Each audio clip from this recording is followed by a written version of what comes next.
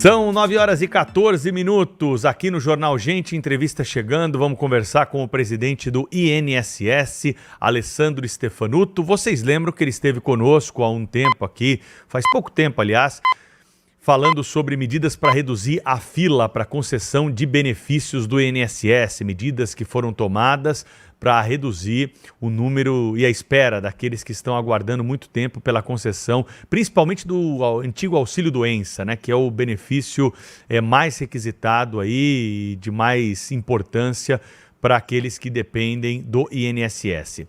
Presidente, seja bem-vindo novamente aqui à Rádio Bandeirantes, ao Band News TV, no Jornal Gente. Aquelas medidas já foram implantadas, o senhor tem algum balanço para nos trazer aqui daquilo que foi anunciado? Muito bom dia para o senhor. Bom dia Pedro, bom dia Sônia, é um privilégio estar aqui com vocês. Sim, bom dia, presidente. As notícias são boas, né? A gente, quando conversou, nós estamos começando a implantar a troca de um modelo mais de perícia, né, presencial, para um modelo onde você traz o atestado médico como uma ferramenta importante para a gente atestar aqueles benefícios rápidos, né? Aqueles benefícios que são de 30, 40, até 180 dias. Não são benefícios para a vida toda, como a aposentadoria. Nós tínhamos, naquele momento, um uso do ateste médio muito pequeno, por volta de 350, 500 atestados por dia, e depois, inclusive com a ajuda da comunicação de vocês, obviamente, a população acreditou e nós estamos hoje tendo por volta de 10.500 por dia atestados médicos solicitados aqui, o benefício do INSS. Esse número de atestados acaba sendo conformado por volta de 8.000, então são 8.000 perícias a menos que eu tenho que fazer por dia. Isso é muito importante, Pedro, Sônia, porque a gente tem um déficit de perícia muito grande e o que faz acumular o tempo de espera das pessoas na fila, certamente em sua maioria, temos também outros problemas, mas é a demora na perícia. Nós temos dois benefícios importantes que usam perícia. O benefício por incapacidade, o antigo auxílio-doença, como você bem colocou, mas também o BPC-LOAS, da pessoa com deficiência. São benefícios onde você já tem uma necessidade rápida de entrega à sociedade do benefício pela proteção e que a perícia acaba impactando. Pois bem, com essas 9.000, 8.000, 9.000 perícias que eu não preciso fazer por dia porque estão optando pelo atestado médico, eu já cheguei num ponto de equilíbrio onde eu tenho mais oferta de perícia do que a necessidade. Então, o gráfico que aponta a quantidade de perícia em estoque, ele cai todo dia, 7.000, 6.000, 5.000, a depender do dia. E isso é muito alvissareiro, porque não é uma medida feita apenas e tão somente por um momento, uma medida emergencial, uma medida estruturante. Isso está fazendo com que o nosso tempo médio de espera melhore. Nós tínhamos em 45 dias, quando começou o governo, quando começou o ministro Lupe aqui no Ministério da Previdência, mais ou menos 20% a 23% só dos pedidos sendo atendidos em 45 dias. Nós estamos com 55% hoje, melhorando dia a dia, pouquinho melhorando dia a dia. Nós também tomamos uma outra providência, essa eu não tinha falado, porque foi depois da conversa que eu tive com vocês, que é também uma preocupação fiscal. Nós percebemos que há muitos benefícios, especialmente aqueles de prorrogação, né, quando a pessoa não se recupera e aí pede um pouco mais de prazo, em que havia um descontrole sistemático. Não é uma coisa não é nem uma bagunça, vamos dizer assim, mas era uma organização equivocada. O que acontecia? A pessoa ia pedir o seu pedido de prorrogação, ela já estava gozando do benefício, já estava terminando o benefício, o tempo do benefício dela, e ela, seja porque o médico falou, ou porque ela não se sentiu apta a retornar ao trabalho, ela pode pedir o tal do pedido de prorrogação, para ficar um pouco mais de tempo até que se recupere.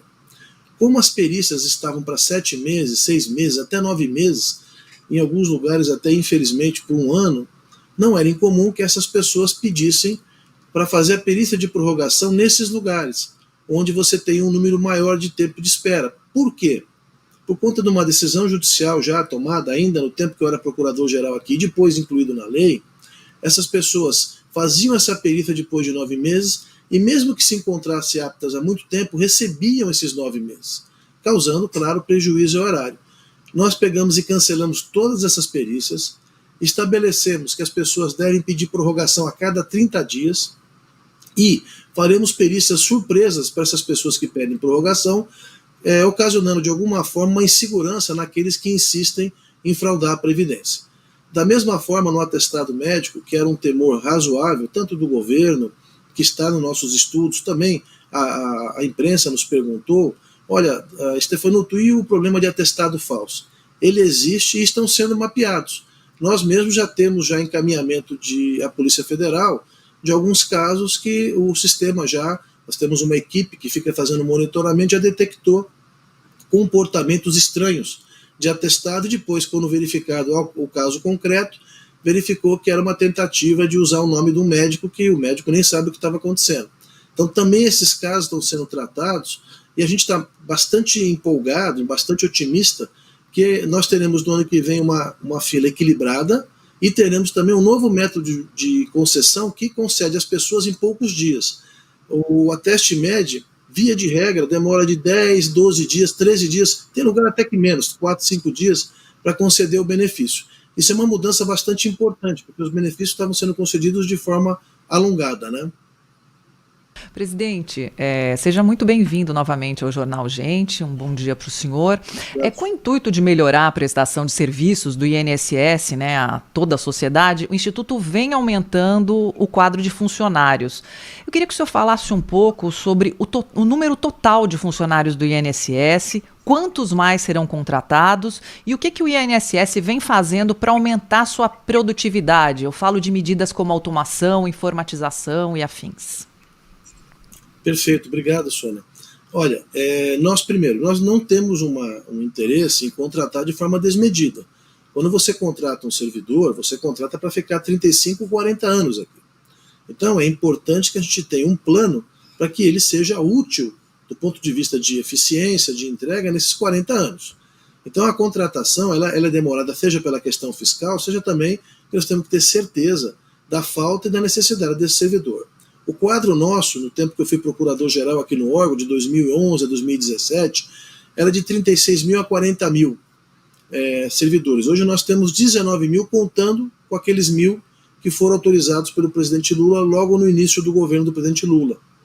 Nós temos então 19 mil servidores e 250 que estão na segunda fase do concurso, devem fazer a segunda fase muito provavelmente em janeiro, e nós teremos 19.250, claro, você tem aposentadorias ao longo do ano, deveremos fechar o ano com 19 mil e poucos servidores. Essa é a nossa expectativa. Para o ano que vem, claro que nós temos a expectativa, até para poder melhorar um pouco o atendimento à população também nas agências, na contratação dos remanescentes. Mas claro que isso é uma questão de governo, é uma questão que tem que ter atenção ao equilíbrio fiscal, e a depender disso nós contrataremos mais algum número de servidores. Quanto aos médicos peritos, que não são, na verdade, administrados pelo INSS, eles são administrados pelo Ministério da Previdência, também há um movimento para contratação, mas nós vamos depender de como ficar esse modelo. Se esse modelo se estabelecer, se demonstrar agora na prática, na vida dura, né, como ela é, que ele funciona bem, como funciona em outros países, funciona em Portugal, funciona na Espanha, funciona na Itália, nós teremos talvez que recalcular e ver qual que é a necessidade de médicos peritos. Eu acho que é um equilíbrio, né? Você tem que atender bem a sociedade, atender a tempo e modo, mas não pode tomar nenhuma medida que seja desmedida e que possa ocasionar desequilíbrio fiscal. Tem que pagar benefício para quem deve mesmo, não se pode economizar em pagamento de benefício para as pessoas que têm direito, isso é cruel, mas também nós não podemos dar benefício a quem não tem direito, porque também o contribuinte e todo o modelo previdenciário fica prejudicado. Claro. Presidente, a gente tem mais 2 minutinhos, né? O tempo é curto aqui, o senhor sabe como é que funciona, mas eu tenho mais uma questão para o senhor. Como que o INSS está tratando o envelhecimento rápido da população? O senhor acredita que daqui a um tempo vai ser necessária mais uma reforma da Previdência? O envelhecimento rápido, na verdade, aconteceu nos países europeus e no Brasil está acontecendo mais rápido do que aconteceu lá, embora lá aconteceu há 30 anos atrás. Há medidas para equilíbrio que são muito importantes e o Brasil tem espaço. Por exemplo, a produtividade. Quanto mais a Alemanha se resolveu um pouco o equilíbrio previdenciário com a produtividade. Quando você tem uma pessoa que produz muito mais e gera muito mais renda, você acaba tendo uma contribuição maior que corresponde a 2, 3 brasileiros trabalhando naquela produtividade baixa. Então você tem oportunidades de fazer isso e manter o modelo de repartição simples. Não é? Essas reformas que foram feitas até então, inclusive por governos nossos, elas são reformas que a gente chama paramétricas. Você muda o parâmetro e vai aumentando o parâmetro, mas elas têm um limite. Você não pode impor às pessoas daqui a pouco 80, 90 anos trabalhando para poder receber o benefício. Então, certamente, isso tem que ser pensado continuamente. Reformas são necessárias, mas não necessariamente essas reformas que frustram os planejamentos das pessoas. As pessoas planejam 30, 40 anos quando vão se aposentar, e aí você faz uma reforma e simplesmente não leva em consideração também a expectativa dessas pessoas, com um ganho fiscal muito pequeno. O Brasil tem que, de forma conjunta, de tratar de uma política transversal para melhorar a produtividade e melhorar o nível de emprego. E também a informalidade. A informalidade é muito alta no Brasil. Se a gente equacionar isso um pouco melhor, nós vamos ter um equilíbrio do sistema rápido, pelo menos pelos próximos 10, 15 anos.